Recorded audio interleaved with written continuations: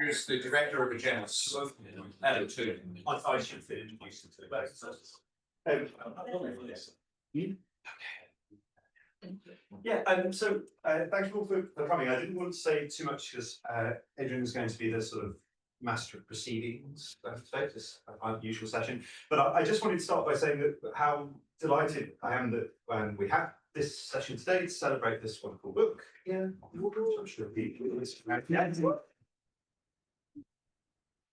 so I guess, especially in the Interdisciplinary Research Centre, we are, those of us working in philosophy, used to colleagues from other disciplines saying, sort of, what is it that you do exactly? And I was very pleased to see there were some students here from my MA module in philosophical methods, and I had to sort of own up to this great secret that most philosophers don't really know what they're doing. And until now, I had to say, and there's no book I can really recommend to you that will cover the whole suite of methods you'll find somewhere like Exeter. But now there is, and philosophers, at least in philosophy of science, do know what they're doing because it's in here. And I'm just really, really delighted that Exeter is one of the homes, as well as for this volume, which I think is going to become just a really important reference point for work in the field. And I'm really delighted that we can welcome Hasok and Chang from Cambridge to take part in the event, and also Kerry McKenzie is joining us online. Hi, Kerry. Hi, Kerry. And then celebrate. So well done. Thank you. I'm going to start off. I'm just going to say some stuff, and then it will get more structured. So I think I can speak for both Sophie and I by saying that now is an incredibly exciting time to be doing the philosophy of science. And the reason why it's so exciting is, I think on the back of 20 to 30 years of lots of people doing an enormous amount of community building and an enormous amount of intellectual labor, what you can do as a philosopher of science has expanded, from my perspective, wildly.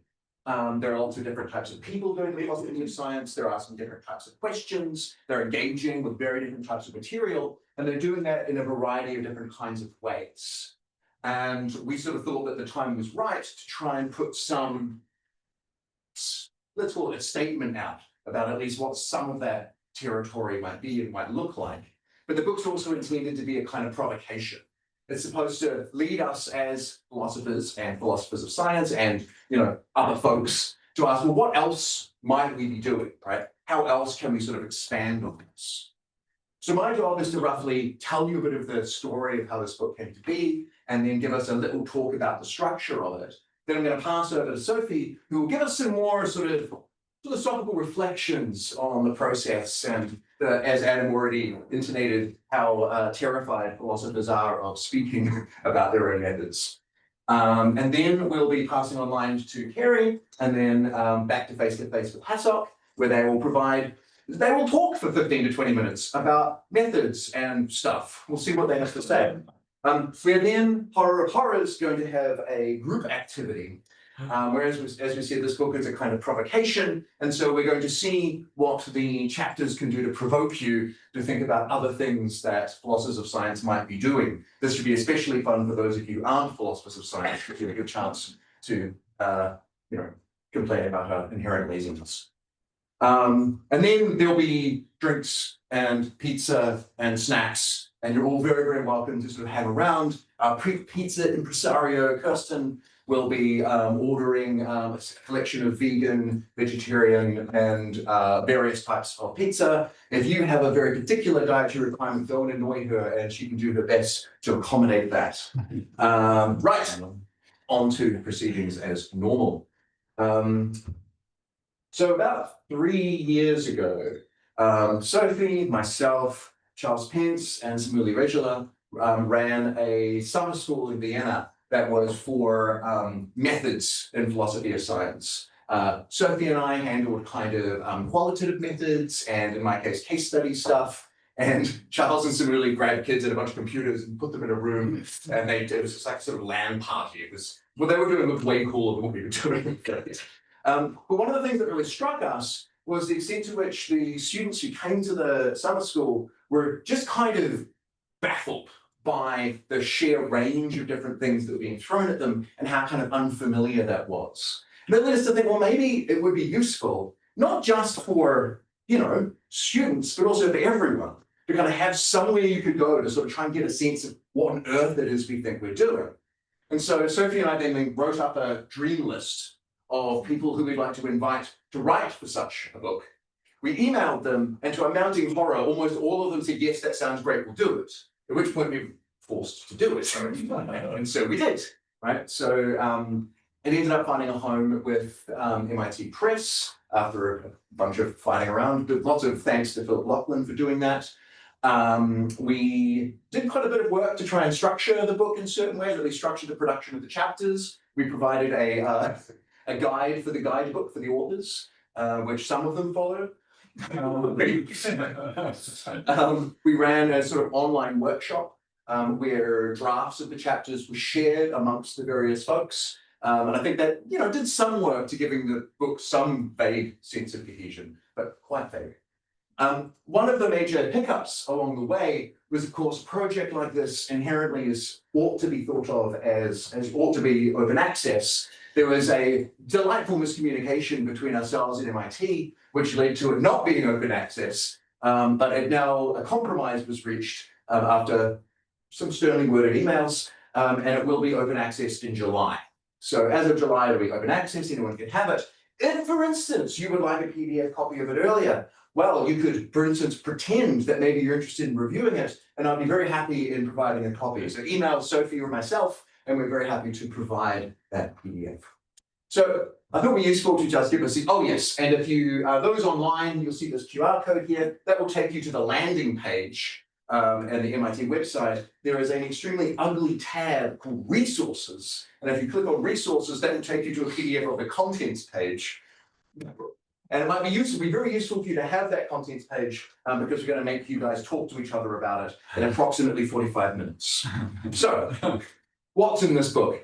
There's a lot in this book. There are 27 chapters. So I thought the easiest way of sort of centering you in it was to look at our definitely not at all arbitrary set of categories that we put them into in these various parts. Those of you who've ever done a large edited volume before will recognize that some of these categories have a kind of basket quality to them that's just necessary. So the first section is on transforming and reorienting. Here we're looking at work that's interested in drawing on, often quite different ways of thinking about what philosophy of science could be, right? Some of them have been around forever. It's not like feminist philosophy of science is a new thing, but it's more thinking about how, say, feminist perspectives or transdisciplinary perspectives, or various queer perspectives, and so on and so forth, might transform kind of what it is philosophers of science are in the business of doing. So that's our sort of front set of papers. We then have this oddly named Saving the Baby section. So here the thought is something like this. A lot of this book is sort of going, philosophers of science should do all this new stuff. We should transform all of our practices and so on and so forth. But you might think that some of the stuff we've been doing is probably pretty all right. And so in getting rid of some of that bathwater, we want to make sure we save the babies. And so a lot of these chapters are in the business of looking at more traditional methods, sometimes updating them to some extent, and sometimes, as Arnon nicely puts it, repositioning the kind of role they might play in this more methodologically pluralistic conception of the philosophy of science. We then have our first basket category. This is our first basket category. This is our second basket category. So here, we're interested in papers that are kind of doing the philosophy of science engaged with other sorts of areas, right? So we have stuff about public engagement, work on metaphysics, and so on and so forth. So this is really just a sort of collection. We then have sort of three parts that are focused on what you might think of as the three major sort of methodological sort of pushes that we tend to call them turns, right? Three major turns in the philosophy of science. So one, we're going to call going social. What we mean by this is more or less taking inspiration from the sorts of methods you see in the social sciences, mostly sort of qualitative, ethnographies, interviews, so on and so forth, and using that to inform the way that you do your philosophy of science. Another major movement is you might call the digital turn. So we have people using agent-based models to try and understand the epistemic structure of scientific communities, folks using various digital humanities methodologies, corpus analysis and stuff like that. So here you'll find some very sort of quite practical chapters, giving you a sense of how these things work. And finally, the historical term, which is quite old, but whatever. So here we're looking at, for instance, how you might incorporate archival work into your philosophy of science, how you might use the history of the philosophy of science itself to inform your philosophy of science, and various other historiographical methods and so forth. So that gives you sort of a basic idea of the kind of structure of the book. One way of thinking about what we're trying to do is we've called it a guide, and there's a very silly discussion in the introduction where we try and work out what kind of guide we mean. And I think the closest we have is to something like a guidebook to a town, like a tourism guide, right? I spent a bit of time Googling like tourism guides for Exeter, and they all say cathedral, underground passages, leave Exeter. It's true. There's lots of great things outside of Exeter, which is kind of embarrassing. And when you're a local, you're like, yeah, but what about the Cavern? What about Phoenix? What about all these other great areas in the city? And there's this kind of idea, you know, if you're someone from outside the philosophy of science or outside of a particular way of doing the philosophy of science, this might act like a guidebook in terms of going, oh, this is spaces over here, or people doing this kind of thing. And here's how I might go and find out more about it. But also, if you're someone from those localities, you can look at it and go, well, why aren't they talking about my thing? Right? It's supposed to help us in situating ourselves as philosophers of science. One of the big benefits of this as well is it kind of gives us some stuff to cite when we're writing like grants and things. We're supposed to be able to say what we're able to do. We're supposed to be able to talk about our methods. And the book is supposed to at least give us some resources to help us do it. So that is my little spiel. I'm going to hand over to Sophie. All right. So I'm going to also say something about methods in philosophy and also start with an origin story. And mine is how I got into philosophy. So I started a philosophy PhD as someone who did biology, microbiology, immunology for their bachelor's and master's. And for me, one of the hardest things was to actually understand or figure out how to actually do philosophy, because usually, you know, it's learned on the job, you learn it during your bachelor's and your master's when you write this thesis and so on and so forth. But this just didn't happen for me because I did something else in my bachelor's and master's. And I think it was no coincidence that I pivoted towards something explicitly methodological, which was some sociological methodology. So I ended up doing a PhD project, doing interviews, asking small RNA inheritance researchers what they think about a concept called scientific pluralism. But it was really helpful to me to have like at least one aspect, one part of my PhD to be something that is explicitly following a method, something similar to what I knew as, you know, the method sections in biology papers. And it was just like a really important organizing point for me to have like a way to gather data and then use this data to say something about philosophy. So, of course, the question is, why is there so little to access within philosophy on methods? Because, of course, I'm not the first one who used interviews to do philosophy, and there are a lot of philosophers or philosophy adjacent people. For me, very important were Latour, Harry Collins, Karen Knosettina, who did this kind of empirical investigations, but still, if you read their books, there is no explicit method section either, right? They do it, but they don't really explicitly talk about how they did it. Of course, you can look into a social science textbook, which is also very helpful, but then again, this is not really about philosophy. And I think there is something within philosophy that requires some sort of vulnerability to talk about methods, right? We're like exposing our handiwork. We need to show that we're not like geniuses, you know, in an armchair, and they just it's really good ideas, and then they write it, but that there is some structure, some particular way of doing these things, and making us very similar to everybody else in academia and outside of academia. Having methods actually. But I think there's also a second aspect that is very jarring to talk as a philosopher about methods, and that is because a lot of these methods come from other disciplines. And if you adopt the methodology or the method of a different discipline, you will be worse at doing these particular things compared to the people in the disciplines who like invented it or established it, right? So for me, it's always jarring to go into an SDS department and talk about my work because I know they're much better at what I'm doing than I am. And this is tough, right? Because what should you do in these situations? You need to live up to every single methodological standard of the different discipline. And what is the unique way as a philosopher to carve doing that particular method, but as a philosopher?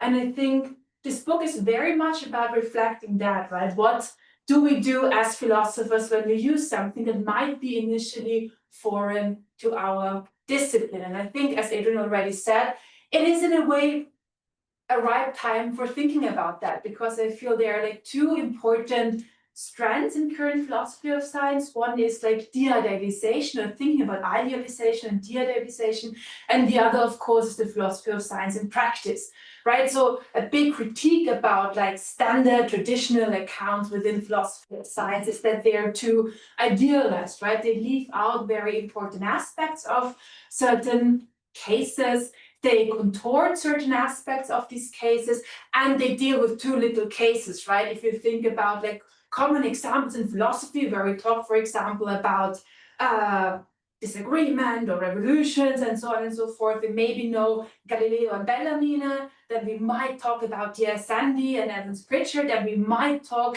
about an evolutionary biologist and a creationist, but that's it, that's our cases.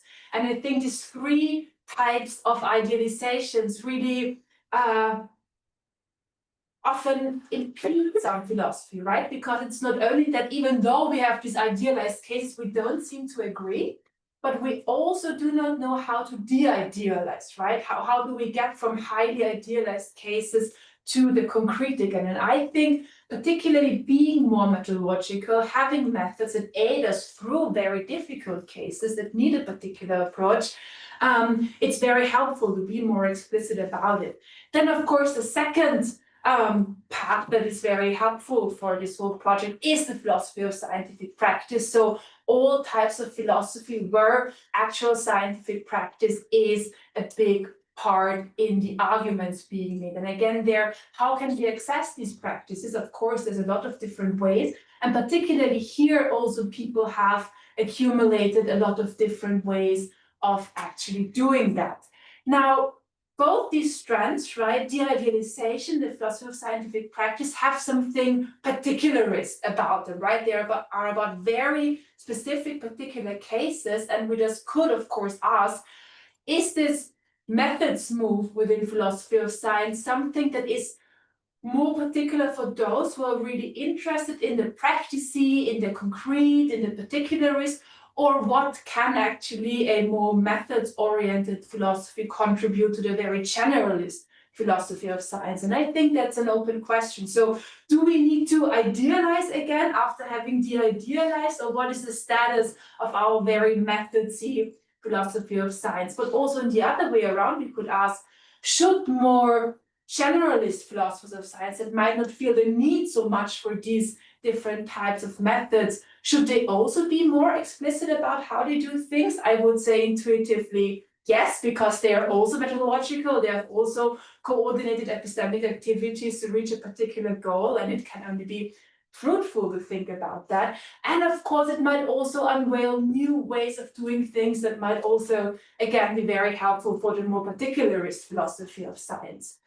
And with that, we are already at the end, namely the question of absence. And I think there are also two important absences in relation to this book. One is what we also try to do in our introduction, namely do an epistemology of absences and think about what are the methods we haven't covered. So what are the great things philosophers of science are already doing, and we forgot about them, or didn't have space, or didn't get an answer by someone we contacted, like all these things. We're super interested in what would you actually include if you could sort of like design your perfect guidebook into philosophy of science. But I think the second aspect to absence is which are the things we're actually not doing. but that would also be super interesting methods for philosophy of science. I remember when I started reading Latour, I was so impressed by Latour using some methods from like literary studies to sort of analyze certain scientific papers, and that seemed really cool. So that would be a question for me, which other methods from humanities that are not so adjacent to philosophy at the moment would also be really, really interesting as philosophers of science to explore.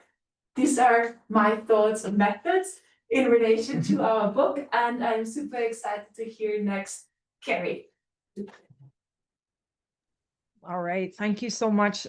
Apologies in advance if there's any Wimbledon style streakers. It's 7 o'clock in the morning here and I have some young children running around. Let me share my slides. So I'm a bit self-conscious that I'm the only one talking about my chapter, but I just want to say. Hasok will talk about his chapter as well. So. Okay, good. I thought it was a more holistic thing. But I feel less self-conscious now. Thank you. I just want to say how wonderful it was to be a part of this project. I think that the book is really important for all the reasons that have been described. I also want to say the reason I instantly said yes to this was because of the workshop was mentioned, and I loved the workshop in the chapter. I have been quite committed to sort of community building with junior scholars through things like the PSA officer and stuff like that, but I really didn't realize how much I was craving it myself. And I think just having, doing more Zoomy, no expenses, low stakes, community type, workshopping is just the way to go. So thank you for that. Right, can you see my slides? Can I change my slides? Not yet. Can? Oh, how do I do this? Let's go into Zoom. You can see my slides, is that right? No. No, you can't. Okay. Have you shared the screen? I guess not. So Yes. where's that? Okay. Hey. All right, fab. Okay, so my chapter was on methods in the metaphysics of science. And now I have to figure out how to, there we go. Okay. So that's what I do. I'm a metaphysician of science, basically, or a naturalistic metaphysician. And basically what that means I do is basically stare down the barrel of a scientific theory and try and make interesting metaphysical claims on the basis of that, right? To a first approximation. So how is it that we do that, right? How do you get metaphysical claims out of a scientific theory? That's really the question I was asked to think about. So in answering this question, you might think a good starting point is just a more general question of how one does metaphysics, right? Metaphysics of science is just a branch of metaphysics. So how do metaphysicians in general do things? Well, in that question by now has a very, very standard answer. Right, this is the standard answer of what the methodology of metaphysics is. So to do metaphysics in general, you basically think up a range of metaphysical theories, right? Theories just aim to describe metaphysical features of the world or some aspect of it at least, right? Whether that's, theories of objecthood, lawhood, persistence, time, space, whatever. You then you sort of extol the virtues of any one of these theories, right? With respect to the properties of simplicity that they have, right? How unified they are, what explanatory power they have, how elegant they are, and so on and so forth. And then finally, having gone through this process, you basically pick the one that scores best on this with respect to these virtues. Okay, now, to those of you who are coming from a more scientific background, I can probably already anticipate that this might seem a bit crazy as a way of getting to truth about how the world is, right? The world is a messy place. It's not clear why simplicity should be a virtue, and so on and so forth. But what's really interesting about this methodology is that it is claimed, in fact, its sort of chief selling point is supposed to be that it is backed by science in some sense. The reason being that scientific theories are supposedly always underdetermined by the evidence. And so scientists have to choose between theories on non-empirical, I won't say non-evidential, non-empirical grounds, right, with respect to their theoretical virtues. So you can find any number of, the great and the good in contemporary metaphysics saying this. It's like a mantra. They all say the same thing, right? Here's Ted Sider, John Hawthorne, and Dean Zimmerman. Scientists must regularly choose between many theories that are consistent with the observed data. Their choices are governed by criteria like simplicity, comprehensiveness, and elegance, right? This is especially true in very theoretical parts of science like theoretical physics. Just like scientists, metaphysicians begin with observations, albeit quite mundane ones. They're object, they have properties, they last over time, and so on. And just like scientists, metaphysicians go on to construct general theories that are based on these observations, even though the observations don't logically settle which one is correct. So in doing so, metaphysicians use standards for choosing theories that are like the standards used by scientists, right? And then it lists a bunch of virtues. Similarly, Laurie Paul, again, huge figure in contemporary metaphysics. We use theoretical desiderata as guides to truth in metaphysics, just as we use desiderata as guides to truth in science, since the method is fundamentally the same, even when the subject matter is different. In both cases, an acceptable theory must maximize theoretical virtues while being empirically adequate. Okay, so this is the claim. Now, given that science sets, the kind of standard for respectable theoretical inquiry, it's very clear why metaphysicians would like this argument. So let me just sort of lay out, right, very, very quickly what I can call this continuity argument for legitimacy in metaphysics. Scientific theories are underdetermined by empirical evidence, and so scientists must appeal to something other than that kind of evidence to choose between them. Scientists appeal to theoretical virtues to choose between theories. Methods used in science are reliable guides to the truth. That's just a sort of basic realist sort of presupposition. Metaphysicians appeal to theoretical virtues to choose between their theories. Therefore, methods used in metaphysical theorizing are also used, at least in part, by scientists, and therefore the methods used in metaphysics are reliable guides to the truth. Okay, so this is a deeply Quinean picture. Okay, it's a picture that they're very, very open about the fact that they explicitly get from Quine. It's Quinean insofar as it's premised on this idea that, underdetermination in science is absolutely rampant. And secondly, that metaphysics and science are, not polar opposites. They're just sort of different parts of the same kind of continuum, which is this very, very sort of Quinean idea. No hard and fast epistemic distinctions, just gray areas throughout. Okay, so as I say in the chapter, right, this is a lovely, neat, tidy argument for legitimacy in metaphysics. So by its own lights, right, we should think that it's true. Okay, unfortunately, I think this is an extremely problematic argument. So as a naturalistic metaphysician, I want my theories to be based in real science, not, toy reconstructions of science, the sort of thing that Lederman and Ross sort of attack in Everything Must Go, which is a book that I think has a lot of problems, but I think they're right about that. Similarly, I don't want my methodology of science. No, Myrtle, I'm busy. Okay, thank you. I don't want my method. That will sabotage any professional. I don't want my methodology of science to be based on pseudoscience either. And I think this is a pseudoscientific picture of how methodology in science works. I actually personally hate Quine. I think he was totally overrated. I think he's done a lot of damage. I know he has his moments, but there's so much that's wrong here, right? So let's just go, I won't go through every premise, but let's just start with this basic idea that scientific theories are, always underdetermined by empirical evidence. Right, this has been problematized recently by, among other people, John Norton. John Norton is a figure who looms very large in my thinking in general.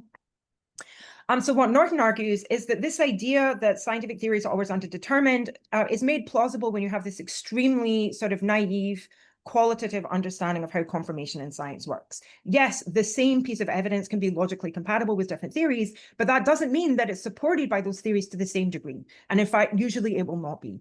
So for example, the Copernican and Ptolemaic views, prior to the observation of the phases of Venus, at least, were held to be empirically, tied. Both of them can account for, say, retrograde motion. When you put those theories and the relationship to that evidence into a Bayesian framework, the Copernican theory comes out way ahead. Okay, so this is just, again, the sort of idea of underdetermination is largely predicated on just this really naive idea of how confirmation in science works. What about this idea that scientists appeal to theoretical virtues to choose? Myrtle, I'm busy, okay? Now my voice has changed, I'm angry now. Appeal to theoretical virtues to choose between theories. So there's some great work on this. Now, obviously, virtues play a role in scientific theorizing, but it's not the role that metaphysicians seem to think it plays. So there's this wonderful paper by Rose Novak on this called the Vera Causa Principle and the Nun's Priest's Tale, something like that. Sorry, I haven't got the references on here. But in that paper, they talk about the 19th century, the golden age of science. Nobody denied that the atomic hypothesis was explanatory. Nobody denied that the atomic hypothesis was simple. But we just didn't take that to be sort of sufficient for believing in it. There's so much more to the story than that. Similarly, Elliot Sober has written about how theoretical virtues, are often much more empirical than sort of non-empirical virtues, like simplicity principles are really just sort of proxies for likelihood and so on and so forth. So more to say there. I'll say just a little bit more about this argument. Even if it was the case that scientists do appeal to theoretical virtues in something like this way, even if, you therefore think that they are theoretical virtues, therefore make for reliable, guides to the truth, that doesn't mean they're going to be reliable in metaphysics just because they're reliable in science. So again, this is an idea that's really been impressed on me by the work of John Norton in the material theory of induction. What he argues, and Juha Satsi really kind of projects this more out into the case of metaphysics as well, or philosophy more generally as well. You can have one and the same simple enumerative induction, right? Formally the same inference. You can apply it to samples of bismuth. Well, all samples of bismuth I looked at in my lab melted at 200 degrees Celsius. Therefore, that's the temperature that bismuth melts at. You can apply it to wax. All the samples of wax that I looked at in my lab melted at 200 degrees Celsius. Therefore, that is the temperature that wax melts at. The first inference strikes us as perfectly, licit. The second one, not. Why? Because we have all this background knowledge that's telling us that, natural wax is not a natural kind. Bismuth is a natural kind, therefore, and so on and so forth. So formally, the same inference can be at stake or in play in two contexts and yet be reliable in one and not reliable in the other. Okay, so what I find particularly interesting about this case, why one of the reasons that I'm so interested in John Norton's work is that he really emphasizes that all non-demonstrative inference rests on, appeals to implicitly a bunch of knowledge that's going on in the background. Okay, now that seems completely convincing to me. So how do those inferences work in metaphysics when metaphysics is, to quote a kind of, popular view of metaphysics, it is the most general attempt to make sense of things, right? It's the most general framework for thinking about the world that we have. So what is background knowledge, right? And how do we understand when inferences, non-demonstrative inferences made in that context are reliable? So this is a more general methodological question that I've moved on to focus on. Okay, so moving on, right? These considerations here undermine this popular Quinean, piece of their folklore that there's all this methodological continuity between science and metaphysics. Right. In fact, in the face of this, pushing back against this sort of problematic Quinean picture, really pushing the discontinuities between philosophy and science has been a recent theme in my work, something that I've used to undermine realism about metaphysics of science. So the idea that, metaphysicians like me who are trying to extract metaphysical conclusions from theories, that we should take these metaphysical conclusions to be true. So the way that I've been done that is by pointing out that scientific realism is the kind of, or according to scientific realists, scientific theories make progress, and they make progress by scientists' productions of better approximations to the truth, right? You get theories that are more and more approximately true. But what does that even mean in the case of metaphysics? What is approximation in metaphysics? Debates in metaphysics, after all, seem to carve the world into gradualities, right? The debate over physicalism being over where everything is fundamentally physical or not, right? The debate over humanism being over whether there's, natural necessity or primitive modality or not, right? The debate over structuralism being whether there are fundamental objects or not, right? That's kind of what we're debating, this position and its opposite. Which one of these is right? So when you have that dichotomous kind of structure, what does it mean to talk about a metaphysical claim being approximately true? So I've sort of used this to sort of, try to, develop a kind of metaphysical skepticism. In any case, right, and why I mentioned that kind of non-dualistic, non-approximating structure is something that I'll come back to just in a moment. So given that I've, just kind of rained on the parade of metaphysicians so far, this is not what metaphysics of science consists in. It's not, all this kind of continuity stuff is just not a good way to think about what's going on. What is the method of metaphysics of science, right? What positively can I say about it? Now, this is what I wrote at the time. I don't know that I would say this now, to be totally honest, but I think there's something interesting in here. So what I go on to say just in the closing sort of section of the book is that when I think about my favorite metaphysics of science, the stuff that I find most exciting is basically falsificationist, right? So if you take something like Tim Maudlin's Metaphysics, the wonderful book from, I think, 2010, 2008, something like that. He's just taking, attacking one philosophical position after another. Well, actually, maybe not. Right. That's not quite right. He's attacking various metaphysical positions by basically arguing that they're just straight up incompatible with our best science. So he argues that a Humean approach to laws is just incompatible with certain aspects of relativity theory, and in particular, that special relativity is a limit case of general relativity. He argues that a Humean approach, a sort of Lewisian Humean approach to the sort of manifold of fundamental properties is incompatible with the sort of holistic, non-separable nature of quantum theory. He argues that the gauge principle, or the fact that all theories in high energy particle physics are formulated as something called gauge theories. It doesn't matter what that is. It just argues that this is incompatible with the idea that properties are universals. He argues that the existence of certain particle, sort of time asymmetric particle decay processes is incompatible with the idea that physics does not recognize a distinction between the past and the future, which does a lot of work in the philosophy of time and philosophy of causation, blah, blah, blah, blah, blah. He's just arguing that, one philosophical position after another is just false given current physics. And that seems to have this kind of falsificationist logic. Now, to be clear, right, that might sound crazy, right? Somebody like Popper, right, takes it that metaphysics is by definition something non-falsifiable. Popper owns falsificationism, so that sounds like a kind of weird thing to say. Secondly, I will also note that every single one of these arguments has been problematized in some cases, I think, definitively. But so this may be a sort of thin reed for me to hang my case on.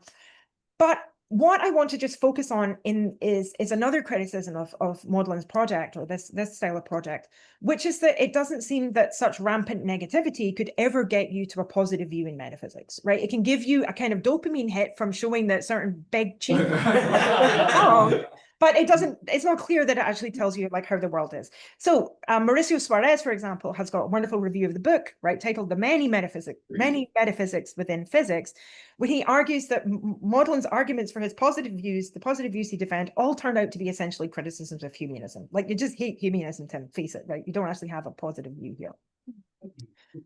However, I'm going to close by sort of saying this, given, as I've argued, that metaphysical positions tend to sort of bifurcate into these dualities, it's either this view or its opposite. Humeanism is there natural necessity, like, or not? Like, that's kind of what you're debating. Establishing that some position is wrong in metaphysics could actually be really informative, right? It could actually be more informative in the context of metaphysics than it is in science, where, it's not clear. I think this is like one of Lakatoshi's many criticisms of falsificationism, was that it just doesn't get you anywhere, right? Not really, by finding out that some scientific hypothesis is false. Metaphysics, given that, we are working in this much more abstract space, by showing that something is wrong, it could really be much more informative.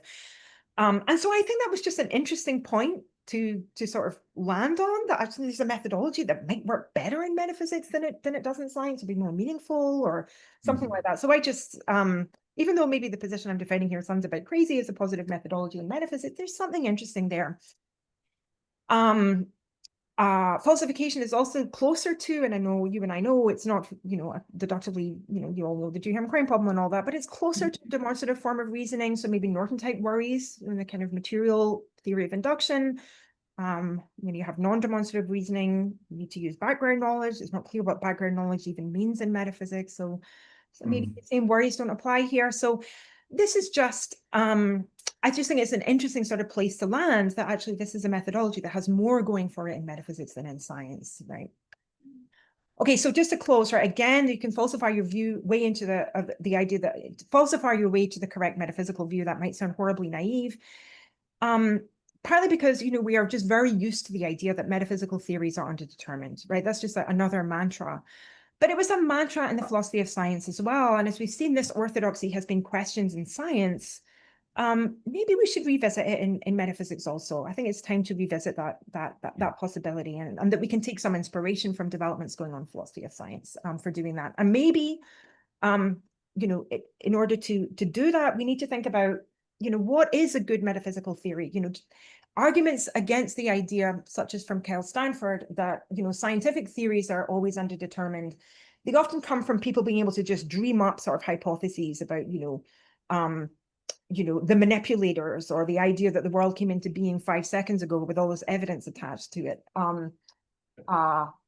We don't have to take those examples seriously as bogeymen to get us to worry about underdetermination.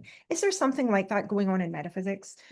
To think about that question, we have to think about what a reasonable, legitimate metaphysical theory is. And maybe when we have a better purchase on that, we'll have a better purchase on what metaphysics is, and a better purchase on what the methods of metaphysics and the methods of metaphysics in science are. Thank you. I'm done. Yeah. Thanks so much, Kerry. I'm going to very smoothly now move to Hasok's talk, which is this one, and share the screen. I'm sure there's a way of doing this where you don't have to say what you're doing out loud whilst you do it, but I have not yet discovered that. And Adam would disagree with it even if you did. True. Internal, yeah. I don't try and chew gum at the same time. Thanks, you're right. At least you right. Can I be seen? You certainly can. Right, okay. Yeah, thank you very much. It's a real pleasure to be here for the launch of this book. And so we're celebrating a book on the methods of philosophy of science. And the most basic question we should start with is what Adam said, right? What is it that we do when we do philosophy? I mean, that's sort of the picture that most people have, right? Or it might be the Monty Python philosophers football thing where you're just walking around. Finally, someone says, Eureka, and then kicks the ball. And, where do we do this? Proverbial armchair. And in this book, we have philosophers who certainly don't do their philosophy in the armchair. And there's a lot to think about, but there is discomfort, right? I'm really afraid when I talk to normal people that they're going to ask me this question. What do you do? Especially, when I go get my hair cut, I get trapped in there, and your hairdresser says, "What do you do?" And I have an out. I say I'm a historian. That's a lot easier to handle. At least there's the archive, like that. So it is a bewildering question. What is it that we actually do? And that's what we're talking about. Well, let's ask a great philosopher. Immanuel Kant. Deep in the middle of the architectonic of pure reason, in the first critique, he says this: philosophy can never be learned except in historical fashion. As regards what concerns reason, we can at most learn to philosophize. But how does one philosophize? What's involved? So this book, I think, does a very nice job of showing the various actual methods of philosophizing. And it puts a really laudable emphasis on showing the diversity, the openness, and the curiosity that many philosophers of science have been bringing to our enterprise in recent decades. Now, there's one notable feature, which was already mentioned, that a lot of these newer methods are borrowed from other disciplines. Why? Because the traditional methods, which are covered in the saving the baby part, are quite limited, right?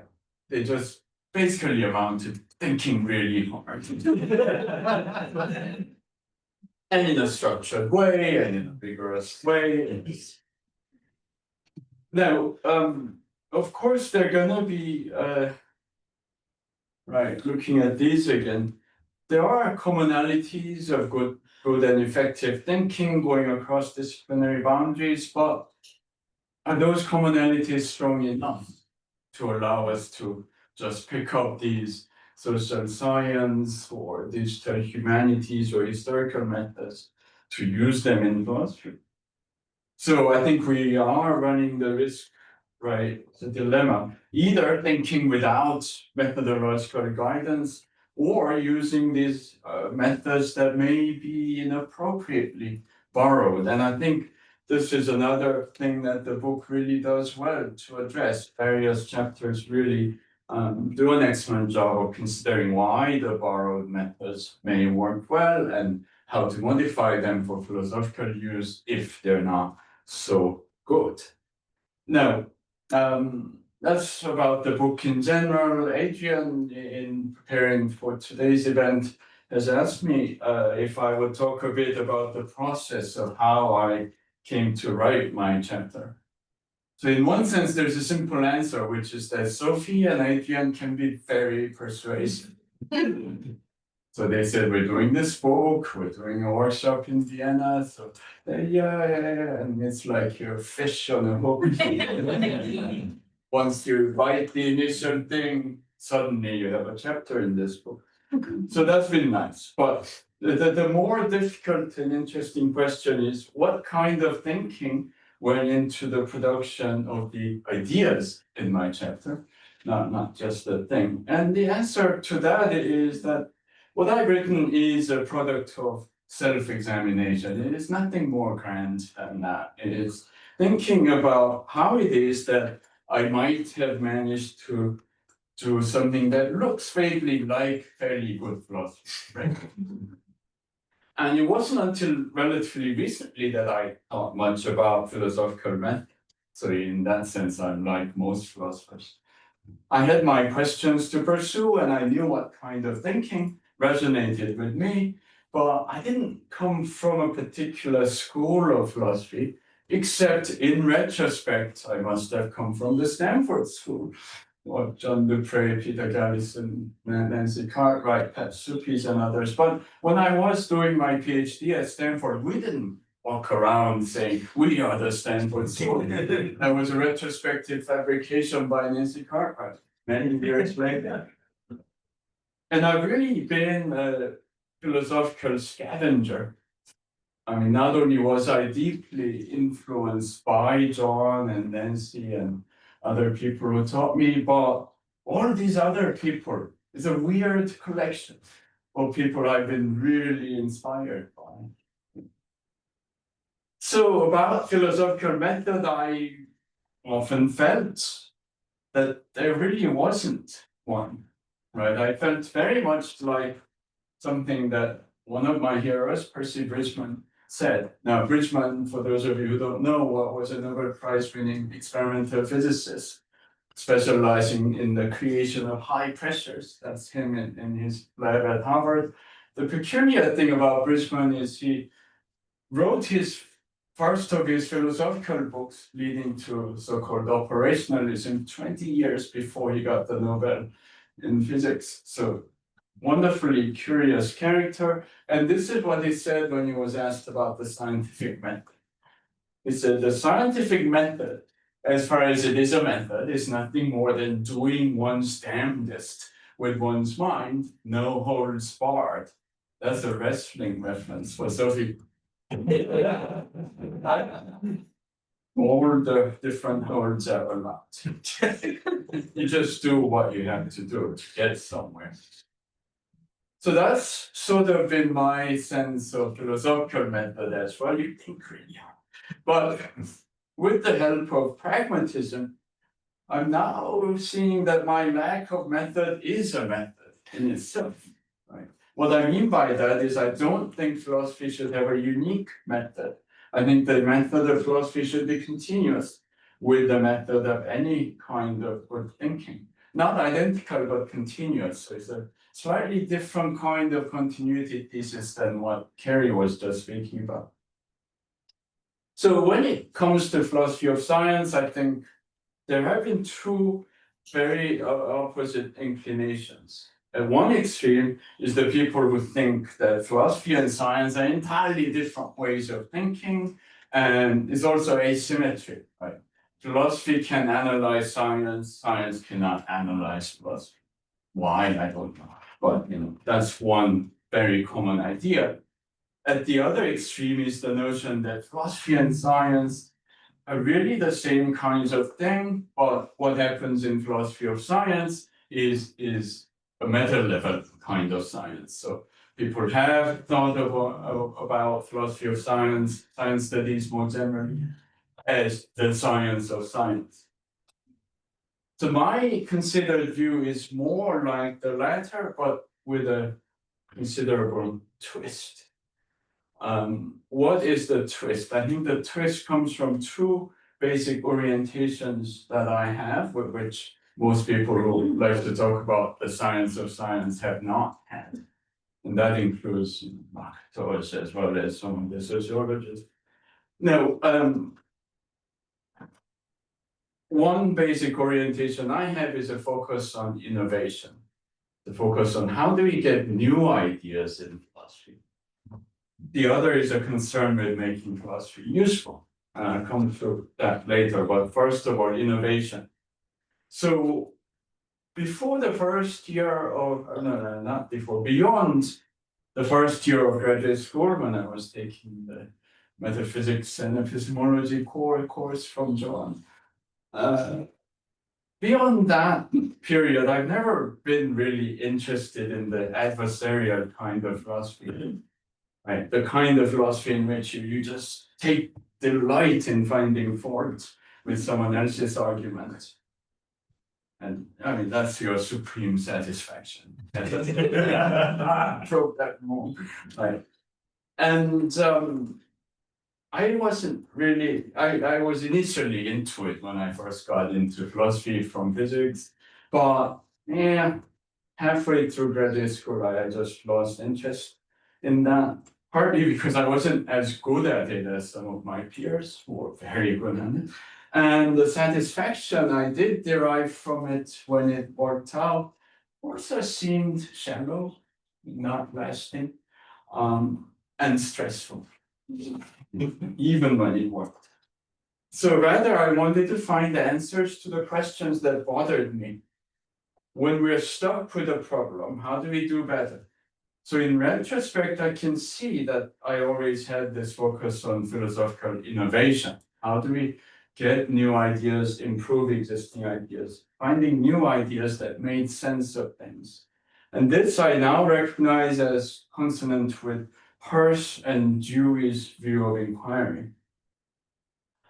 And the other pragmatic focus that I developed from the early days without calling it pragmatism is the idea that philosophical ideas should be useful. An alien concept, but I mean, I don't mean the crude kind of money-making type of usefulness. I mean, the real value of ideas should be shown in its use. And that's for any idea, but also for philosophical ideas. Otherwise, why have I? For me, the main use of the philosophy of science has been in the framing of the history of science. So that's my particular orientation. That's been at the core of my commitment to what we've come to call the integrated history and philosophy of science. But the key insight about these two orientations that didn't come to me until later, which I talk about in my chapter, is this. That innovation comes most naturally from use, or rather from the kind of use that doesn't really work out. And you try to do better, and that's the source of philosophical innovation. It's not a grand thought, it's not that different from the old saying that necessity is the mother of invention. More than that. Again, this is consonant with the pragmatist view of inquiry, the core of which is an adaptation that brings us away from a disturbed situation into a more harmonious one. So that's a view of inquiry that Dewey really pushes, that originated with Peirce. So when there are inappropriate or inadequate philosophical ideas that are creating a disturbed situation when we try to apply them, that is the setting for the work of philosophical innovation. And that's what I've lived through for many years, trying to make sense of the history of science and finding that my philosophical framing was really leading me astray. And I can talk about more specific things there. But for example, the foundationalism with which I approach the history of temperature and thermometers, which became my first book, and I had to really lose that foundationalism before the history made any sense. So it's that sort of move.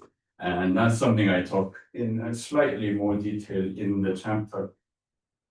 Time's ticking away, so I want to close with some brief meta-level reflections. So methodology, let's admit it, methodology is difficult in any field. But I think is exceptionally difficult in fields like philosophy as it's traditionally conceived. Because philosophy traditionally conceived takes itself to be foundational. This is the same for logic, or actually it's like the political business of creating the constitution of a new country, right? So what is the method of establishing the foundation for which there cannot be any further foundation, right? The Wittgensteinian question about where we need to stop and how. There are two answers to this. The first is that not all justification is or should be foundational. This is why I find Dewey's empiricism concerning methods and rules quite appealing. So there are rules of effective action and good thinking at every level of generality, which we validate by successfully using them in order to meet various aims we have in life. And especially when we have reached the foundational level, the only sense in which our foundation can be said to be sound is that other things stand pretty well on it. There's nothing more. The foundation itself isn't founded on anything else. This is the pragmatist justification of our axioms. This is the sense in which C.I. Lewis said that the only justification for the choice of a logical system can be, the only justification we can have for that is pragmatic. You cannot use logic to justify what kind of logic you use. The same goes for any philosophy that has any pretensions of being foundational. But this finally raises another question. If what I just said is correct, does that mean that in the realm of philosophical methodology, pragmatism is the foundational doctrine? No, I don't think that would be so bad. But it does beg another question, right? Which is, how is pragmatism itself justified? And this, I think, is where we have to invoke reflexivity. Pragmatism itself will be validated or not pragmatically through its productive employment or not. There's no higher standard of justification, and this is why I called my chapter Meta-Pragmatism as a philosophical method, question mark. That's all I'm gonna say. Thank you.